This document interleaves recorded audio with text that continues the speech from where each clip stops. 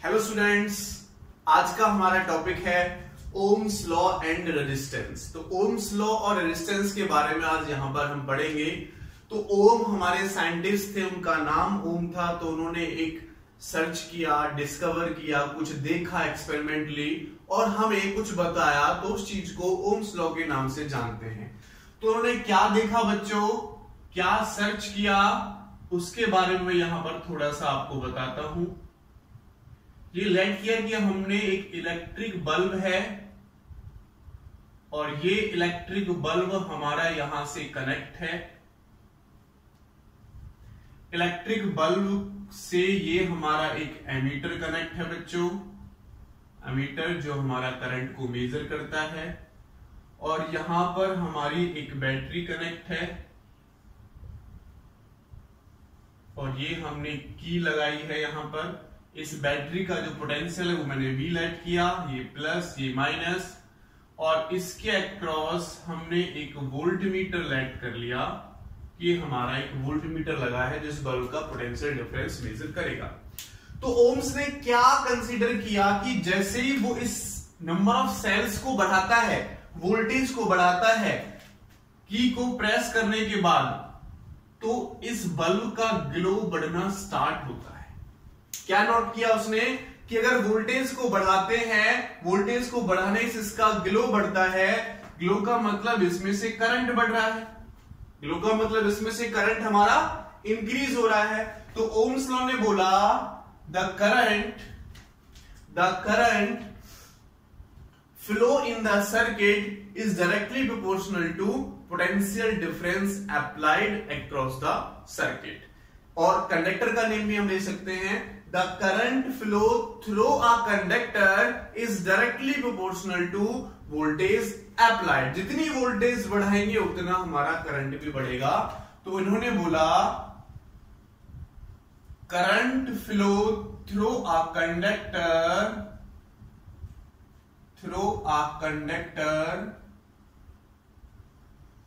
is directly proportional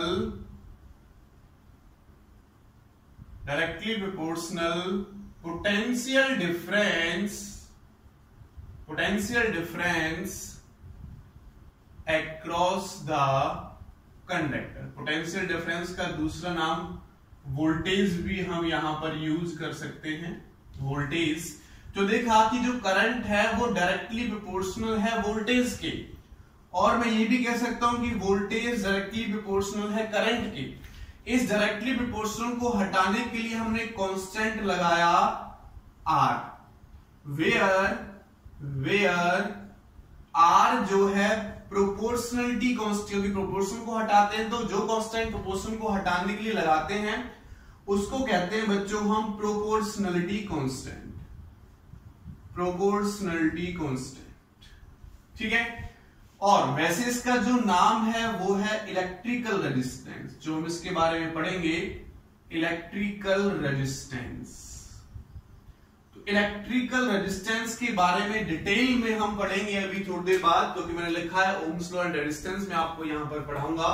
तो देखो Ohm's law हमें मिला V equal to R I, या simply V equal to I R, जो भी आप फॉर्मूला रट सको उसको रट सकते हो।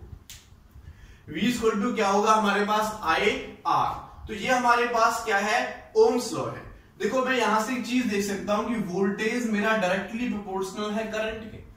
अगर मैं दोनों के बीच में एक ग्राफ देखता हूं, वोल्टेज हमारा इधर है या पोटेंशियल डिफरेंस इस डायरेक्शन में है, और करंट जिसको मैं I से डिनोट कर रहा हूं इस डायरेक्शन में, कैसे डायरेक्टली प्रोपोर्शनल है। अगर वोल्टेज और करंट डायरेक्टली प्रोपोर्शनल है तो उनके बीच में जो ग्राफ बनता है वो ऐसे स्ट्रेट लाइन ग्राफ बनता है। ऐसे क्या बनता है, वो स्ट्रेट लाइन ग्राफ बनता है हमारा। अगर इस ग्राफ पर मैं 2 पॉइंट लेट कर लेता हूं, ये 2 पॉइंट मान लो मैंने लेट कर लिए A एंड B, और इसका स्लोप मैंने ड्रॉ कर दिया, इसको बोलते हैं स्लोप। तो देखो ये यहां से यहां तक शो करेगा चेंज इन करंट को, ये क्या करता है, चेंज को शो कर रहा है। डेल में लगाया चेंज को शो कर रहा है, और ये यहां से यहां तक शो कर रहा है चेंज इन वोल्टेज को। तो अगर देखो यहां से मैं रेजिस्टेंस निकालूं, यहां से मैं रेजिस्टेंस निकालूं R, तो वो कितना हो जाएगा बच्चों, V बाय I के इक्वल। कितना हो जाएगा, V bye I।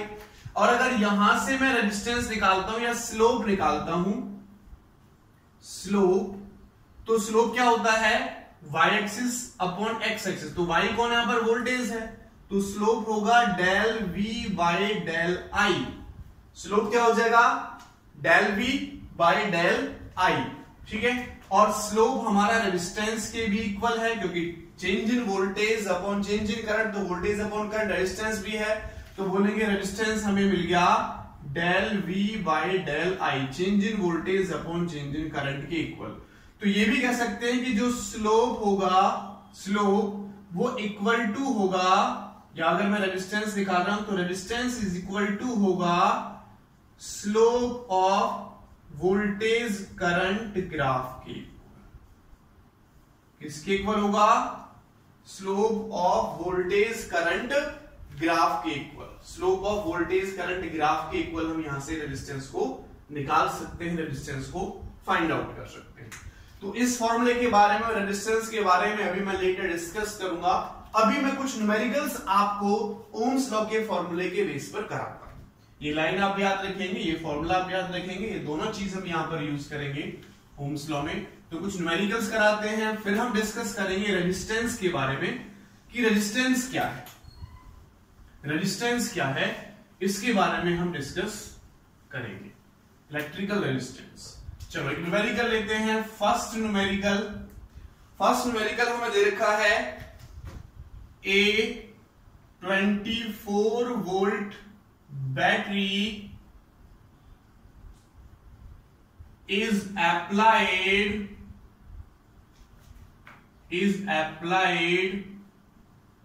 across a conductor of resistance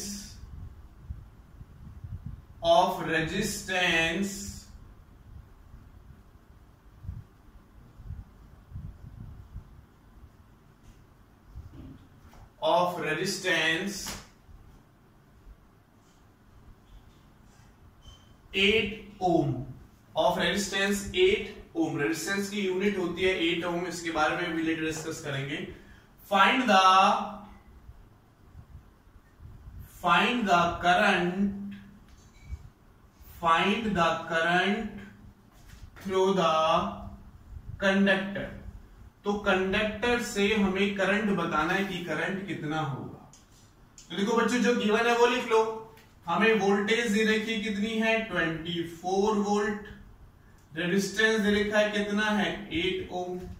okay, 8 ओम। तो यहां से करंट निकालोगे, I इक्वल टू क्या हो जाएगा, V अपॉन R, क्योंकि V इक्वल टू क्या होता है, IR। तो I निकालोगे V अपॉन R, तो V कितना, देखो सिंपल 24, रेजिस्टेंस कितना 8, तो कितना हो जाएगा 3 एम्पियर करंट आ जाएगा हमारे पास निकल के। कितना करंट आ जाएगा, 3 एम्पियर करंट यहां से निकल कर आ जाएगा। ठीक है, क्लियर है। तो ये बात आपको समझ में आ गई होगी। चलो नेक्स्ट न्यूमेरिकल की तरफ चलते हैं। सिंपल सा एक न्यूमेरिकल हमने लिया था, अब एक नेक्स्ट न्यूमेरिकल हमें लेते हैं।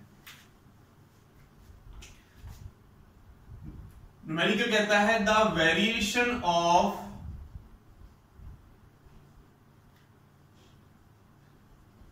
voltage versus current is shown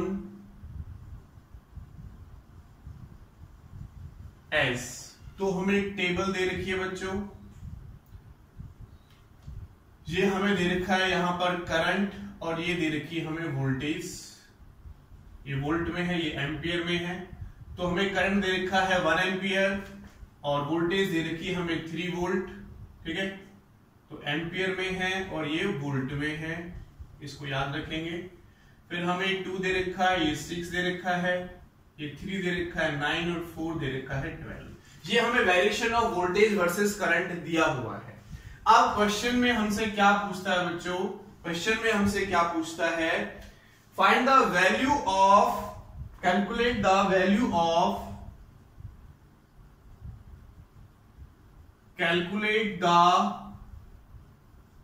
value of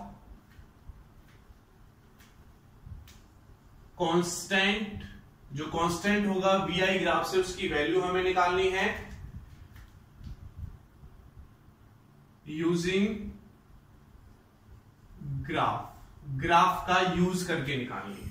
तो V और I का ग्राफ ड्रॉ कर लेते हैं, ठीक है। तो V हमारे पास ये है बच्चों, लेट कर लेते हैं, ये V है हमारे पास और ये हमारे पास I है यानी करंट है। तो कहता है कि जब करंट हमारे पास 1 एम्पियर है तो वोल्टेज है 3, तो स्ट्रेट लाइन ग्राफ हमारा बनेगा, करंट हमारे पास 1 एम्पियर, वोल्टेज है 3, इसके बाद थोड़ा सा कम डिस्टेंस पे लेट कर लेते हैं 1 एम्पियर, तो ये वोल्ट में है और ये एम्पियर में, ठीक है। 1 है 3 है, इसके बाद ये 2 होता है तो वोल्टेज 6 हो जाती है, वोल्टेज 9 हो जाती है, ये 3 होता है और ये 4 होता है तो वोल्टेज 12 हो जाती है। तो ये इनका मैंने यूज करके ग्राफ बनाया, देखो 1 पे 3, 1 पे 3, 2 पे 6, 2 पे 6, 3 पे 9 और 4 पे 12 मैंने बनाया, ठीक है। तो हमने ग्राफ का यूज किया, हमें कैलकुलेट करनी है वैल्यू ऑफ कांस्टेंट। तो आपको पता है बच्चों कि ओम्स लॉ के अकॉर्डिंग V = I होता है, तो इनको हटाने के लिए जो कांस्टेंट लगाते हैं वो कौन लगाते हैं, R निकालते हैं। और R हमने देखा किसके इक्वल होता है बच्चों, स्लोप ऑफ VI ग्राफ, ठीक है, यानी R क्या होगा, del V by del I। तो यहां पर कोई भी 2 पॉइंट ले लो, मान लेता हूं कि मैंने एक पॉइंट ये ले लिया और एक पॉइंट ये ले लिया, तो इसका स्लोप ड्रॉ कर दो ये, तो ये मेरे पास क्या हो जाएगा डेल V और ये मेरे पास क्या हो जाएगा डेल I। अब डेल V देखो ये कितना है, अगर ये हिस्सा मैं निकालता हूं तो 12 - 6, क्या कर देंगे 12 - 6, भाई चेंज इन वोल्टेज है तो वोल्टेज में चेंज कितना हो रहा है 6 से लेके 12 तक, तो चेंज इन वोल्टेज हुआ कितना 12 - 6। ऐसे देखो चेंज इन करंट निकालो तो 4 - 2 तो कितना हो जाएगा 4 - 2, इसको सॉल्व करोगे 6, ये आ जाएगा 2, तो 3 ओम रेजिस्टेंस हमारे पास यहां से निकल कर आया। R की वैल्यू कितनी है बच्चों, 3 ओम रेजिस्टेंस हमने यहां से कैलकुलेट कर लिया, ठीक है। तो ये हमारा न्यूमेरिकल नंबर था सेकंड ओम्स लॉ के बेस पर। एक न्यूमेरिकल और लेते हैं ओम्स लॉ के बेस पर, क्वेश्चन नंबर 3 की तरफ चलते हैं। क्वेश्चन नंबर 3 हमारा क्या कहता है, तो वो क्वेश्चन हम लिखते हैं बच्चों। क्वेश्चन नंबर 3 हमारा कहता है कि ये हमें कंडक्टर दे रखा है, ये बच्चों हमारा एक कंडक्टर है और इसका रेजिस्टेंस हमें दे रखा है 1.5 वोल्ट, और ये हमारा एक बैटरी से कनेक्ट है, ठीक है। ये हमारे पास एक बैटरी से कनेक्ट है जो 3 वोल्ट की बैटरी है, 3 वोल्ट की बैटरी है। क्वेश्चन करता है calculate the number of electrons flowing through it, calculate the number of electrons flowing through the conductor in 1 second. In 1 second. 1 second में कितने नंबर ऑफ इलेक्ट्रॉन्स इस कंडक्टर से पास होंगे बच्चों, वो आपको कैलकुलेट करने हैं। एक ही है हमारे पास। चलो गिवन क्या है देखें, गिवन क्या है बच्चों, एक तो हमें रेजिस्टेंस दे रखा है 1.5, वोल्टेज दे रखी है 3 वोल्ट एंड टाइम हमें दे रखा है बच्चों 1 सेकेंड। टाइम हमें दे रखा है कितना 1 सेकेंड। तो हमें क्या निकालना, नंबर ऑफ इलेक्ट्रॉन्स निकालने हैं। देखो पहले इन दोनों का यूज करके करंट निकाल सकते हैं। तो V इक्वल टू क्या होता है IR। अगर मैं यहां से I निकालता हूं तो V अपॉन R। V की वैल्यू कितनी है 3 और R की वैल्यू कितनी है 1.5, तो करंट कितना आ गया 2 एम्पियर। करंट क्या मिला मुझे 2 एम्पियर। अब मुझे चाहिए नंबर ऑफ इलेक्ट्रॉन्स, तो देखो S I इक्वल टू क्या होता है Q बाई T, और Q किसके इक्वल होता है NE बाई T के इक्वल। Q किसके इक्वल होता है बच्चों NE बाई T के इक्वल।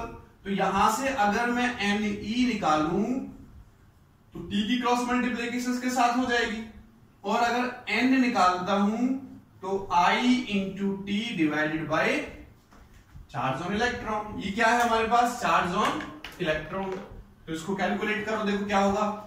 I की वैल्यू कितनी निकाली हमने 2 इंटू 1 डिवाइड बाई 1.6 10⁻⁻19। तो देखो इसको कैलकुलेट करने के बाद हमें जो N की वैल्यू मिलती है वो मिलती है 1.25 इंटू 10⁻⁻19। ठीक है, इतने नंबर ऑफ इलेक्ट्रॉन्स हमें मिलते हैं, यानी एक सेकंड में इस कंडक्टर से इतने नंबर ऑफ इलेक्ट्रॉन्स हमारे पास हो जाएंगे। तो ये कुछ न्यूमेरिकल्स थे हमारे ओम्स लॉ के बेस पर, हमने नंबर ऑफ इलेक्ट्रॉन्स भी यहां से फाइंड आउट कर लिए। चलो अब चलते हैं बच्चों हम आगे, अब बढ़ते हैं आगे, रेजिस्टेंस के बारे में डिस्कस करते हैं। अब रेजिस्टेंस क्या है, रेजिस्टेंस क्या है, रेजिस्टेंस। ठीक है बच्चों, तो रेजिस्टेंस को हमने देखा from Ohm's law, Ohm's law से हमने देखा कि V हमारा डायरेक्टली प्रोपोर्शनल I था, यानी V इक्वल टू IR हमने निकाला, और I में निकालूं तो V बाई R, यानी I मेरा इनवर्सली प्रोपोर्शनल है R के। अगर रेजिस्टेंस बढ़ेगा तो करंट मेरा कम होगा, क्योंकि इनवर्सली प्रोपोर्शनल है, तो रेजिस्टेंस बढ़ेगा तो करंट क्या होगा बच्चों कम होगा। तो रेजिस्टेंस क्या होता है, कह सकते हैं it is the property of a body, property of a body, और बॉडी की जगह कंडक्टर भी लगा सकते हैं, by which it oppose the flow of current, current की वो प्रॉपर्टी है जिसकी वजह से ये करंट के फ्लो होने का अपोज करता है, यानी रेजिस्टेंस बढ़ेगा तो करंट क्या होगा कम होगा। ठीक है, तो एक डेफिनेशन हम यहां पर ले सकते हैं इसकी। दूसरी देखो, अगर मैं यहां से R की वैल्यू निकालूं तो क्या हो जाएगा V बाई I। तो हम ये भी कह सकते हैं it is the ratio of the potential difference to the current flowing through the conductor, potential difference applied to the conductor and current flowing to the conductor. It is the ratio of the potential difference applied across the conductor to the current flowing through the conductor. ये भी हम यहां से इसकी value देख सकते हैं, इसकी डेफिनेशन यहां से ये बनती है। अब देखो R, अगर मैं इसकी SI यूनिट की बात करता हूं तो इसकी SI यूनिट आपको पता है, अभी डिस्कस किया था। SI यूनिट होती है बच्चों इसकी ओम, और समटाइम्स ये सिंबल होता है ओम्स, ऐसे भी लिखा मिलेगा, ऐसे भी लिखा मिलेगा। तो यहां से देखो 1 ओम किसके इक्वल हो जाएगा बच्चों 1 वोल्ट अपॉन 1 एम्पियर, है ना। 1 ओम किसके इक्वल हो जाएगा 1 वोल्ट अपॉन 1 एम्पियर। अब यहां पर कई बार हमसे पूछा जाता है कि डिफाइन 1 वोल्ट, सॉरी डिफाइन 1 ओम, क्वेश्चन पूछा जाता है डिफाइन 1 ओम। ठीक है, तो बहुत सिंपल सा है, अगर किसी कंडक्टर के अक्रॉस मैंने 1 वोल्ट पोटेंशियल डिफरेंस अप्लाई कर रखा है और 1 एम्पियर करंट उससे फ्लो होता है, तो उसका रेजिस्टेंस 1 ओम हो जाएगा। तो कैसे डिफाइन करेंगे, if 1 volt potential difference is applied across the conductor and 1 ampere current is flowing through the conductor, ठीक है, then the resistance of the conductor is 1 ohm. If when 1 volt potential difference is applied across the conductor and 1 ampere current flow the conductor, then the resistance of the conductor is 1 ohm. तो ऐसे हम 1 ohm को define कर देंगे, 1 अलग लिख लेते हैं, ohm अलग लिख लेते हैं। तो इस टाइप से हम 1 ohm को डिफाइन कर सकते हैं। अगर मैं बात करता हूं इसके सिंबल के बारे में, सिंबल, ठीक है, तो बच्चों इसका सिंबल होता है ये, इस टाइप्स का सिंबल बनाते हैं। तो ये हमारे पास फिक्स्ड रेजिस्टेंस बोल सकते हैं कि ये फिक्स्ड रेजिस्टेंस है। अगर इस सिंबल में मैं ऐसे लगा देता हूं तो ये बच्चों वेरिएबल रेजिस्टेंस बन जाता है। क्या बन जाता है? Variable resistance. रेजिस्टेंस की वैल्यू हम अपने अकॉर्डिंग कम या ज्यादा कर सकते हैं। तो वेरिएबल रेजिस्टेंस आपको ऐसे भी अगर डायग्राम या कहीं पर सिंबल मिलता है तो ये भी हमारे पास वेरिएबल रेजिस्टेंस या रियोस्टेट भी कहते हैं इसको, ठीक है, रियोस्टेट भी इसका दूसरा नाम है। तो ये होता है बच्चों इसका सिंबल, ठीक है। ये रेजिस्टेंस था, वो प्रॉपर्टी जिसकी वजह से कोई भी बॉडी करंट का अपोज करती है उसको कहते हैं हम रेजिस्टेंस। पोटेंशियल डिफरेंस और करंट की फॉर्म में डिफाइन कर सकते हैं, एसआई यूनिट, सिंबल, ये सब मैंने यहां पर आपको ड्रॉ करके बता दिया है यहां से, ठीक है। चलो अब आगे चलते हैं नेक्स्ट पॉइंट की तरफ। अब मैं डिस्कस करता हूं फैक्टर्स ऑन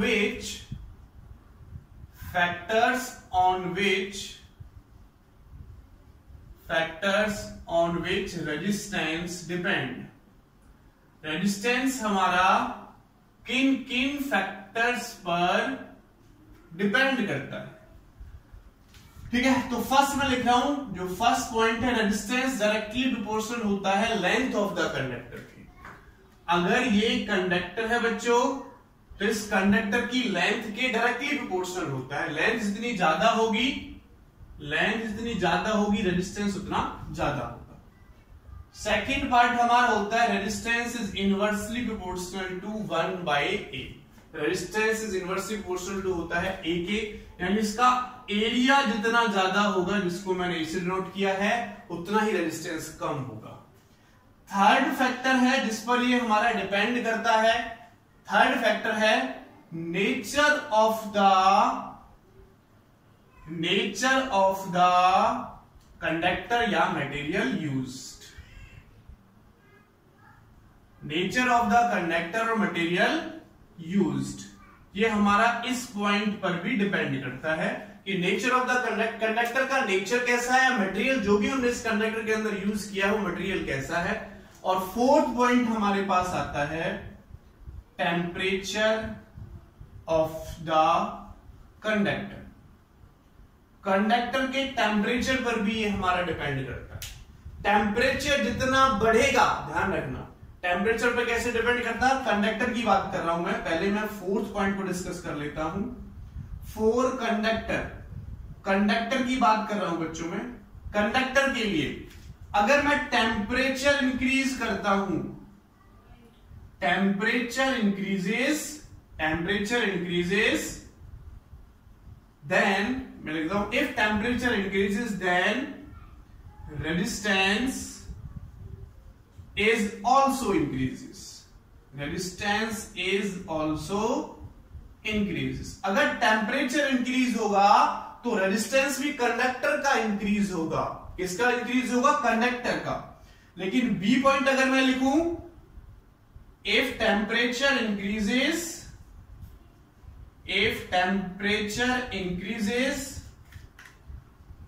then रेजिस्टेंस, अब मैं सेमीकंडक्टर की बात कर रहा हूं, बी पॉइंट लिख सकता हूं सेमीकंडक्टर होते हैं लाइक सिलिकॉन, जर्मेनियम, ये सेमीकंडक्टर होते हैं। तो इनके केस में अगर मैं टेम्परेचर इंक्रीज करता हूं तो रेजिस्टेंस डिक्रीज होता है बच्चों, ठीक है। कंडक्टर केस में टेम्परेचर बढ़ाएंगे तो रेजिस्टेंस बढ़ेगा, सेमीकंडक्टर के केस में टेम्परेचर बढ़ाएंगे तो रेजिस्टेंस कम होगा, ठीक है। और एक प्रॉपर्टी अलॉयज की बात करता हूं तो अलॉयज पे कोई बहुत ज्यादा इफेक्ट नहीं आता, तो लगभग अलॉयज के लिए सेम रहता है। तो ये मैंने फोर्थ पॉइंट पहले डिस्कस कर लिया है। अब मैं इन तीन पार्ट की बात करता हूं आपसे। इन तीन पार्ट का हम यहां पर डिस्कस करते हैं बच्चों। देखो, अगर मैं दोनों फैक्टर्स को कंबाइन करता हूं, इसको और इसको, तो मैं लिख सकता हूं R is directly proportional to L/A।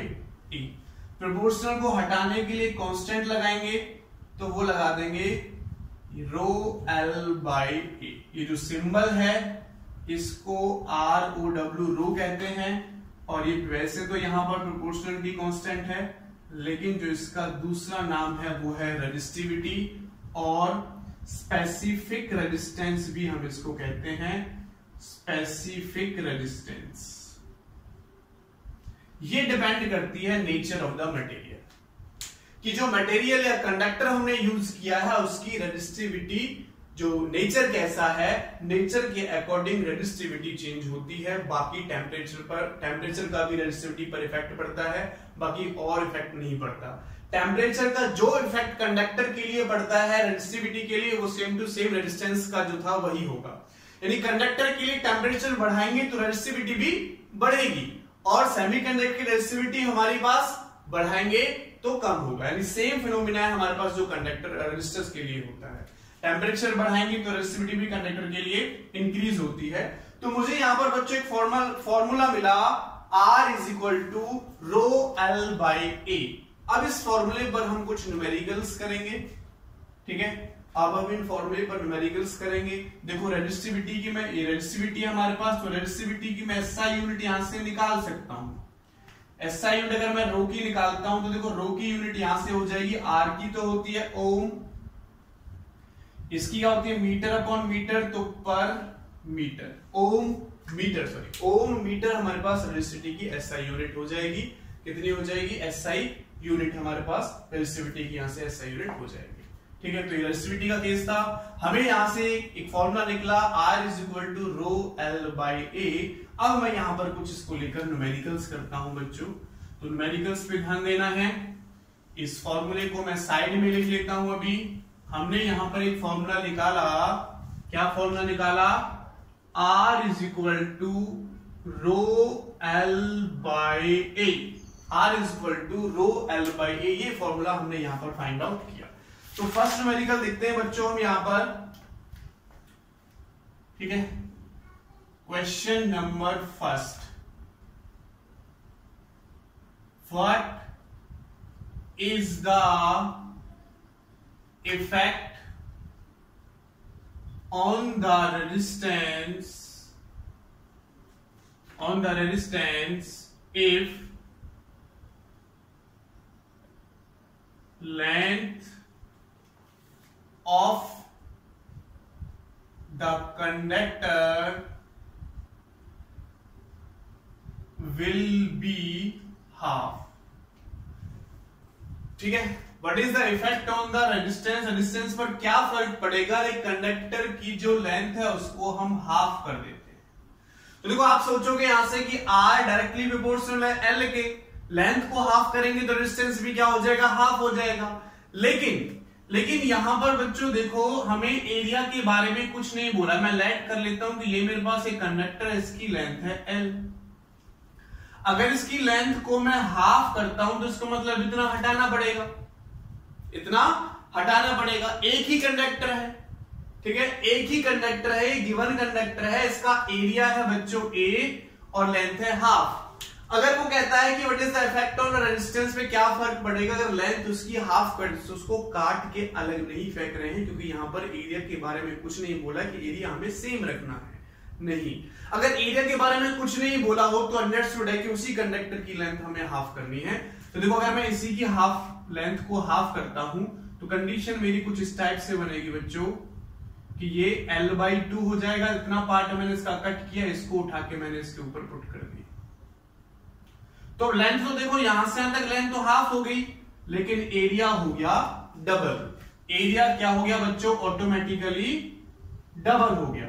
अगर पहले रेजिस्टेंस मेरा ये था तो अब न्यू रेजिस्टेंस R' क्या हो जाएगा, रो, लेंथ हाफ हो गई, एरिया हो गया डबल, तो R' मेरा इक्वल टू आ जाएगा बच्चों 1/4 बाहर, रो L/A2 नीचे आ जाएगा, तो 1/4 बाहर क्या हो जाएगा, रो L/A। और रो L/A किसके इक्वल है, R के इक्वल। यानी जो न्यू रेजिस्टेंस है वो पहले वाले का कितना हो गया बच्चों, 1/4 टाइम्स हो गया। क्या हो गया, 1/4 टाइम्स हो गया। क्लियर है। अगर लेंथ को हमसे हाफ के लिए बोला और एरिया के बारे में कुछ नहीं बोला, इसका मतलब उसी कंडक्टर को हाफ करना है, तो इतना वाला पार्ट काट करके मैंने यहां रख दिया, तो एरिया डबल हो जाएगा। लेंथ हाफ होगी तो एरिया डबल हो जाएगा। क्लियर है? एरिया क्या हो जाएगा? डबल हो जाएगा। अच्छा, आपसे अगर ये बोलता कि what is the effect on the resistance if length of the conductor will be 1/3 हो जाए, 1/3 कितनी हो जाए? 1/3। तो 1/3 का मतलब 1/3 का मतलब क्या होगा कि इसको मैं 3 पार्ट में डिवाइड करूंगा और एक के ऊपर एक लगा दूंगा, तो यानी ये तो मेरे पास हो जाएगा L/3 और एरिया हो जाएगा बच्चों ऐसे 3 पार्ट लग जाएंगे इसके ऊपर, ठीक है, 3 पार्ट इसके ऊपर लग जाएंगे, एरिया हो जाएगा 3। तो देखो अगर मैं इस कंडीशन में R' निकालूं इस वाली कंडीशन में, तो R' हो जाएगा रो L/3 divided by 3a, sorry area कितना हो गया? 3 टाइम्स, तो 3a। तो यहां से देखो बच्चों R' मेरा इक्वल टू हो गया 1/9 रो L/a, और रो L/a किसके इक्वल है? R/9। कितना हो जाएगा? R/9। जब लेंथ मेरे पास हाफ थी तो R/4 था, लेंथ मेरे पास 1/3 हुई तो R/9, लेंथ मेरे पास 1/4 टाइम्स होगी तो R/16, ऐसे बढ़ता चला जाएगा। तो इसका एक जनरल फॉर्मूला मैं लिख देता हूं, R' इक्वल टू हो जाएगा R/n², R/n²। n की वैल्यू उसी टाइप से कम करते चले जाएंगे। तो देखो n की वैल्यू करो, पहले ऐसा करते हैं, ठीक है, n, तो n आ रहा 1/1, तो अगर 1 पार्ट होगा तो सेम रहेगा। जैसे ही मैं 2 टाइम्स करूंगा तो 1/n² बोल सकते हैं, है ना, 1/n²। तो जब चेंज नहीं होगा उसके बाद जैसे ही n की वैल्यू 2 पुट करेंगे, ठीक है, हाफ की वैल्यू आएगी तो ये वैल्यू आ जाएगी 1/2, 1/3, 1/4, ऐसे पुट करेंगे, ऐसे भी बोल सकता हूं मैं R' is equal to 1/n²R, तो हाफ, तो 1/2 पुट करोगे, कितना हो जाएगा? 1/2 पुट करोगे, हाफ के लिए 1/3 पुट करोगे, 1/4 पुट करोगे, तो जनरल फॉर्मूला मैंने निकाल लिया। अगर मेरे पास लेंथ हो जाती है हाफ तो R/4, यहां पर 4 पुट कर देंगे, सॉरी 2 पुट कर देंगे, 2 का स्क्वायर हो जाएगा। 1/3 होती है तो यहां पर 1/3 पुट कर देंगे, 1/4 पुट कर देंगे, तो इस टाइप से हमारा रेजिस्टेंस न्यू रेजिस्टेंस निकल कर आता रहेगा। ठीक है, चलो अब नेक्स्ट पॉइंट की तरफ चलते हैं, इसके नेक्स्ट पार्ट की तरफ चलते हैं। अगर आपसे कहता है कि लेंथ हमें डबल करनी है बच्चों, ठीक है, what is the effect on the resistance if length of the conductor will be double, तो R तो हमारा रो L/A है ही, ये कंडक्टर मैंने लाइट किया, ठीक है, कंडक्टर मैंने लाइट किया, इसका एरिया है A और लेंथ है L। अब क्या कह रहा है? Double length of the conductor will be double, double करनी है, ठीक है, डबल। तो डबल करोगे तो क्या होगा बच्चों? लेंथ डबल करने के ऊपर वाला पार्ट काट के साइड में लगा दूं, तो L है ही, और इसका जो ऊपर वाला पार्ट है ये जुड़ के मैंने यहां पर और लगा दिया, तो L और L कितना हो जाएगा बच्चों? 2L यहां से यहां तक। लेकिन एरिया देखो, एरिया तो 2 पार्ट में डिवाइड हुआ, एरिया क्या हो गया? हाफ हो गया।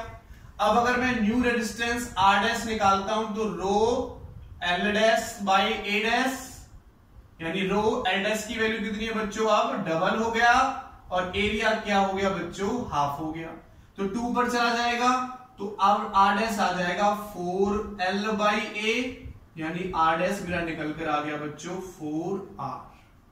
कितना हो गया? 4R, ठीक है, यानी 4 टाइम्स हो गया। सिमिलरली डबल की जगह पर मैं 3 टाइम्स कर दूं तो नेक्स्ट में 3 टाइम्स, अगर लेंथ 3 टाइम्स होगा तो L' की वैल्यू तो 3 होगी, और A' की वैल्यू कितनी हो जाएगी हमारे पास? A/3। अंडरस्टूड है? अगर लेंथ डबल होगा तो एरिया हाफ, लेंथ ट्रिपल होगा तो एरिया 1/3, 4 टाइम्स होगा तो एरिया 1/4, इस टाइप से होता चला जाएगा। रिवर्स भी है हमारा, अगर एरिया हाफ होगा तो सॉरी लेंथ हाफ होगी तो एरिया डबल, 1/3 होगा तो एरिया 3 टाइम्स, ऐसे भी बढ़ता चला जाएगा। तो यहां से देखो अगर मैं r डैश निकालता हूं बच्चों, यहां से r dash is equal to तो क्या हो जाएगा rho l dash upon a dash, तो रो 3l अपॉन a/3, तो 9 रो l/a, तो r डैश की वैल्यू क्या आ गई 9r की। तो देखो यहां से भी बढ़ता जा रहा है, तो इसका जनरल फॉर्मूला मैं बना सकता हूं r dash is equal to n²। अगर डबल करना होगा तो 2 पुट कर देंगे, ट्रिपल करना होगा तो 3 पुट कर देंगे, 4 टाइम्स पुट करना होगा तो 4 टाइम्स पुट कर देंगे, n की जगह पर 4 2 3 इस टाइप से पुट करते जाएंगे, हमें रेजिस्टेंस मिलता चला जाएगा। ठीक है, चाहे कितने टाइम्स भी करना हो, यहां पर उतनी वैल्यू पुट करेंगे, उसका स्क्वायर कर देंगे, उतने टाइम्स उसका रेजिस्टेंस हो जाएगा। तो ये हमने यहाँ पर एक न्यूमेरिकल किया, एक छोटा सा पार्ट किया। क्वांटिटेटिव में आप डायरेक्ट ये फॉर्मूला लगाओगे। ठीक है, अगर हमारे पास लेंथ स्क्वायर डबल में हो रहा है तो ये फॉर्मूला, और अगर 1/3 1/2 करके हो रहा है तो r/n² हो जाएगा, जो पहले फॉर्मूला कराया था इससे। चलो तो बच्चों नेक्स्ट न्यूमेरिकल की तरफ चलते हैं। नेक्स्ट न्यूमेरिकल कराते हैं हम यहां से क्वेश्चन नंबर 2। हमें कंडक्टर गिवन है, ये कंडक्टर है और इस कंडक्टर की रेडियस हमें दे रखी है 1 मीटर और लेंथ भी हमें दे रखी है 1 मीटर और रेजिस्टिविटी हमें दे रखी है 6.28 10⁻⁻8 ohm metre. Find the resistance of the conductor. एक कंडक्टर हमें गिवन है, क्वेश्चन में पूछता है find the resistance of the conductor. इस कंडक्टर का रेजिस्टेंस निकालो। ठीक है, तो रेजिस्टेंस का फॉर्मूला आपको बताइए बच्चों, क्या फॉर्मूला है? R is equal to rho L/A।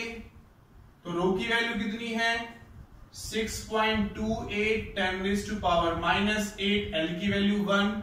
Area क्या होता है देखो, रो L/A तो पाई r² एरिया होता है, तो पाई की वैल्यू कितनी है 3.14 इंटू r क्या हो जाएगा 1 का स्क्वायर, पाई r²। तो एरिया निकालेंगे, इसकी रेडियस कितनी है 1, तो एरिया क्या होगा पाई r²। तो एरिया जगह पाई r² पुट कर देंगे, तो देखो r इक्वल टू हो जाएगा 2 इंटू 10⁻⁻8, 2 बार कट जाएगा 8 ओम। तो ये हमारा बच्चों यहां से इसका रेजिस्टेंस फाइंड आउट करके आ जाएगा। ठीक है, तो इस टाइप से हम ये क्वेश्चंस कर सकते हैं। अब एक छोटा सा क्वेश्चन मैं आपसे और पूछता हूं और फिर एक बड़ा सा क्वेश्चन और कराएंगे, फिर इस वीडियो को खत्म करेंगे, इस लेक्चर को खत्म करेंगे। अच्छा सिंपल वैसे ही चलो लिख देता हूं question. What will be the new resistance, and second part में पूछता हूं resistivity if length of a conductor is doubled। कहेंगे सर अभी तो किया था, ठीक है, लेकिन हमें R गिवन है, जो गिवन है हमें R की वैल्यू, यानी पहले वाले R की वैल्यू हमें गिवन है कितनी है 10 ओम। पहले वाले R की वैल्यू कितनी है 10 ओम, ये हमें गिवन है। तो देखो फर्स्ट पॉइंट तो आप वही निकालोगे कि सर अभी हमने फॉर्मूला निकाला था कि R डैश अगर हम निकालते हैं तो बच्चों R डैश की वैल्यू क्या होती है n² R। तो R dash equal to n कितना करें, डबल करें, तो 2² इंटू R कितना है 10, तो सर 40 ओम आ जाएगा। सेकेंड पार्ट रेजिस्टिविटी कैसे निकालोगे? मैं रेजिस्टिविटी में आपको निकालना चाहता हूं, बता रहा था कि रेजिस्टिविटी कैसे निकालोगे। ठीक है, अगर लेंथ हम इंक्रीज कर दें तो रेजिस्टिविटी पे क्या इफेक्ट होगा, कितना हो जाएगा, तो हम लिखेंगे बच्चों no effect on the resistivity. कोई इफेक्ट नहीं होगा रेजिस्टिविटी पर, क्योंकि रेजिस्टिविटी मेरी केवल टेंपरेचर पर डिपेंड करती है और nature of the material depend कर रही है। जो कंडक्टर हमें गिवन है उसका नेचर तो चेंज हो नहीं रहा, केवल लेंथ चेंज हो रही है। लेंथ चेंज होगा तो रेजिस्टिविटी पे कोई फर्क नहीं पड़ेगा, तो नो इफेक्ट, रेजिस्टिविटी हमारी सेम रहेगी जो पहले थी। चलो अब एक बहुत बड़ा सा न्यूमेरिकल और अच्छा सा न्यूमेरिकल हम करते हैं। उसके बाद इस वीडियो को खत्म करेंगे, बहुत अच्छा न्यूमेरिकल है। A copper wire stretched, numerical number 4, a copper wire is stretched to make it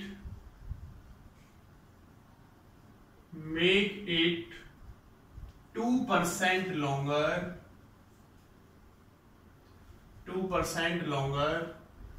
एक कॉपर वायर को स्ट्रेच किया गया, उसको 2% इंक्रीज करने के लिए व्हाट, क्वेश्चन में पूछता है what is the percentage change in its resistance, what is the percentage change in its resistance, उसके रेजिस्टेंस में कितने परसेंटेज चेंज होगा। तो देखो अगर मैं लाइट कर लेता हूं कि जब हमने, ये हमारे पास एक कंडक्टर है, मान लेते हैं कि ये हमारे पास एक कंडक्टर है, ठीक है बच्चों, ये कंडक्टर इनिशियली इसकी लेंथ L1 है और एरिया है इसका A1। मैंने लाइट कर लिया कि इनिशियल हमारे पास ये कंडीशन, तो रेसिस्टिविटी दोनों के लिए फिक्स रहेगी, तो रेसिस्टिविटी मैं लाइट कर लेता हूं रो। तो इनिशियल मेरे पास जो इसका रेजिस्टेंस है R1 वो हो जाएगा रो L1/A1। मैं लाइट कर लेता हूं कि नया मेरे पास निकल के आया बच्चों R2, जो किसके इक्वल होगा, रेजिस्टिविटी तो सेम। अब देखो अगर मैं इसको 2% इंक्रीज करता हूं, मान लेता हूं मैंने 2% इंक्रीज किया, तो एरिया चेंज होगा, इसी को इंक्रीज कर रहे हैं, एरिया कम हो जाएगा, लेंथ इंक्रीज होगी, तो एरिया A2 हो गया और लेंथ L2 हो गई, मैंने लाइट कर लिया, ठीक है। तो R2 क्या हो जाएगा, रो L2/A2। हमें निकालना क्या, परसेंटेज चेंज। तो परसेंटेज चेंज का फॉर्मूला क्या होता है बच्चों, change in resistance upon original resistance, यानी पहले वाला रेजिस्टेंस इनटू 100। तो परसेंटेज चेंज का रेजिस्टेंस ये बनेगा, परसेंटेज चेंज का फॉर्मूला ये बनेगा। नहीं R1 तो मुझे पता है, R2 मुझे निकालना है किसी फॉर्म में और यहां पर वैल्यूज पुट कर देनी है। तो यहां पर थोड़ा ढंग से समझना, एक चीज तो ये समझो, देखो यही कंडक्टर है, इसी कंडक्टर को हम खींच कर स्ट्रेच करके इसकी लेंथ को बढ़ा रहे हैं, तो एरिया कम होगा, लेकिन देखो वॉल्यूम तो सेम रहेगा, एरिया इनटू लेंथ। अगर जितना एरिया बढ़ेगा, क्योंकि यहां से कोई मटेरियल तो जा नहीं रहा, तो वॉल्यूम क्या रहेगा बच्चों, सेम रहेगा, ठीक है। तो मैं लिख सकता हूं जो इसका वॉल्यूम होगा वही इसका वॉल्यूम होगा, तो V1 = V2 हो जाएगा, और ये क्या हो जाएगा, A1 L1 = A2 V2। अगर यहां से देखो मैं A2 की वैल्यू निकालता हूं, सॉरी A2 L2, अगर यहां से मैं A2 की वैल्यू निकालता हूं तो क्या हो जाएगा, A1 L1/L2। ये मेरे पास A2 निकलकर आ गया। चलो अब लेंथ के बारे में डिस्कस कर लेते हैं। L2 ये कहता है कि 2% इंक्रीज करनी है, तो 2% देखो पहले कितनी है, L1 का 2% इसमें और इंक्रीज करना है, तो L1 × 2/100 हो जाएगा। क्या हो जाएगा, L1 × 2/100। तो यहां से देखो बच्चों L2 की वैल्यू कितनी आ जाएगी, 102 L1/100, 102 L1/100 मेरे पास L2 की वैल्यू यहां से निकलकर आ जाएगी। तो फिलहाल मुझे ये चाहिए और ये चाहिए, तो देखो R2 निकालू, मैं R2 निकालता हूं। देखो मेन R2 की वैल्यू चाहिए, फिर इस फॉर्मूले में पुट कर देंगे। R2 निकालो, R2 की वैल्यू रख दो कांस्टेंट, L2 की वैल्यू ये पुट कर दें, या भी ना करें, इसकी वैल्यू पुट कर लेते हैं पहले, L2 divided by A2। A2 की वैल्यू पुट करो, A1 L1 और L2 का स्क्वायर हो जाएगा हमारे पास, यहां से L2 का स्क्वायर हो जाएगा, तो यहां से रो बाय A1 L1, L2 की वैल्यू अब पुट करो बेटा पुट, क्या होगा देखो, 102 का स्क्वायर अपॉन इसका स्क्वायर और L1 का स्क्वायर, एक L1 से क्या बन जाएगा। तो मुझे बच्चों जो R2 मिला, वो मिल गया रो, यानी मैं लिख सकता हूं 102 का स्क्वायर अपॉन 100 का स्क्वायर इंटू रो L1/A1। और ये रो L1/A1 किसके इक्वल है, R1 के इक्वल तो 102 स्क्वायर अपॉन 100 स्क्वायर R1 आ गया मेरा R2। अब मुझे क्या निकालना है, इसको मैं रब कर देता हूं, नोट कर लेना, इसको मैं अब यहां से रब कर देता हूं, ठीक है। R2 मेरे पास आ गया, ये R1 मेरे पास, ये मुझे क्या निकालना है, परसेंटेज चेंज। तो अगर मैं यहां से परसेंटेज चेंज निकालता हूं तो फॉर्मूला है हमारे पास R2 minus R1 upon R1 into 100। R2 की वैल्यू पुट कर दे यहां पर, देखो R2 की वैल्यू पुट करो 102 का स्क्वायर अपॉन 100 स्क्वायर R1 हो जाएगा। R2 की वैल्यू यहां से पुट कर दी तो minus R1 divided by R1 into 100। तो देखो R1 यहां से यहां सब में से कॉमन आके कट जाएगा, तो इसका एलसीएम अगर मैं 102 का स्क्वायर करता हूं, 102 का स्क्वायर करता हूं तो कितना होगा बच्चों, 400 ये हो जाएगा, 102 का स्क्वायर करूंगा और माइनस मुझे यहां से करना है इसका स्क्वायर, आई थिंक ये होगा ये, ठीक है। तो यहां से इसका स्क्वायर करेंगे तो 10,000 अपॉन 10,000, मतलब इसका मैंने एलसीएम लिया, इसका स्क्वायर, और यहां क्या बचेगा 1, तो 1 की मल्टीप्लिकेशन 10,000 के साथ ये आ जाएगी और इंटू 100 ये बचेगा। परसेंटेज चेंज निकालूंगा, देखो इसमें से ये जाएगा तो कितना बचेगा, 404 आएगा, जहां तक है मल्टीप्लाई कर लेते हैं, चलो एक बार 102 तो 2 से ये जाएगा तो कितनी बार हो जाएगा 402 इंटू, तो 102 इंटू 0 हो जाएगा यहाँ पे, तो 10 से कर लेते हैं डायरेक्ट, 10 से करेंगे तो 10 2 हो जाएगा और 10 0 यानी 2 0 होगा और ये 10 हो जाएगा, तो 1 0, ठीक है, ये आएगा 10404, यही हमारे पास इसकी मल्टीप्लिकेशन निकल कर आएगी। इसमें से इसको माइनस करो, 404 बाई 10,000 इंटू 10 होगा, 2 0 से 2 0 कटेंगे और 2 यहां पर पॉइंट लगाने काम आ जाएगा, इतने ये हमारे पास परसेंटेज चेंज हो जाएगा। तो यहां पर मैं परसेंटेज भी लगा सकता हूं कि 4.04% हमारे पास चेंज होगा। अगर 3% होता तो लगभग ये मेरे पास 3 का डबल हो जाता, 6%। अगर मेरे पास 4% होगा तो डबल हो जाएगा, लगभग 8% के आसपास। तो इस टाइप से हमारा इंक्रीज होता रहेगा। तो ये हमारा आज का टॉपिक था। Thank you so much.